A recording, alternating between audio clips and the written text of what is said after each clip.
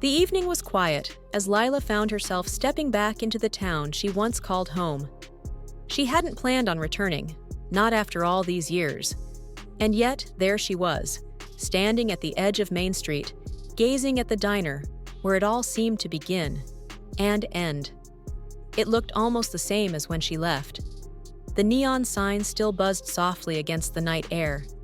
As she pushed open the door, the familiar scent of old coffee and stale air wrapped around her.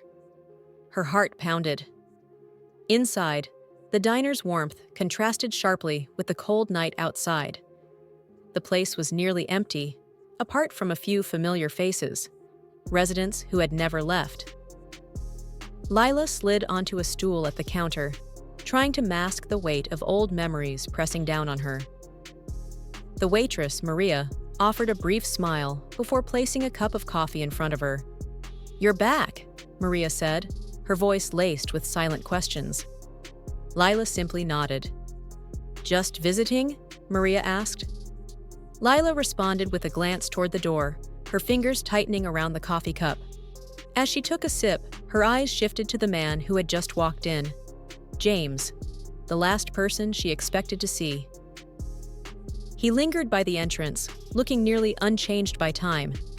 His hair was a little longer, his shoulders broader, but the same unreadable intensity remained in his eyes. For a moment, their gazes locked. Something passed between them, something unspoken. Neither of them spoke, yet the old tension between them was unmistakable. Lila wasn't sure if it was nostalgia or just the strange coincidence of being here at the same time, but she couldn't ignore the fact that he was standing there.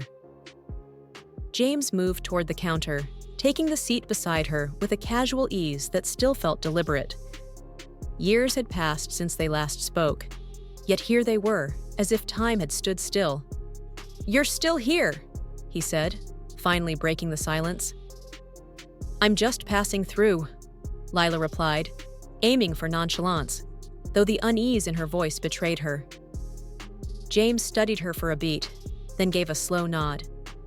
"You've always been good at running, but you can't outrun everything, can you?" Lila's breath hitched. The words cut deeper than she expected. He used to say things like that back when they were young, when they were both trying to escape the shadows of their past. She forced a small smile. "I'm not running, just visiting." But deep down, she knew that wasn't entirely true. Something had pulled her back, something she couldn't quite name. James didn't respond immediately. Instead, he leaned in slightly, lowering his voice. "Come with me." Lila hesitated. There was something about his tone that unsettled her, something she couldn't quite put her finger on. "Where?" "The old building," he murmured, quiet but insistent. "There's something you need to see." Lila's pulse quickened. She hadn't set foot in that part of town in years. The old building, the place they once believed would be their escape, was still standing.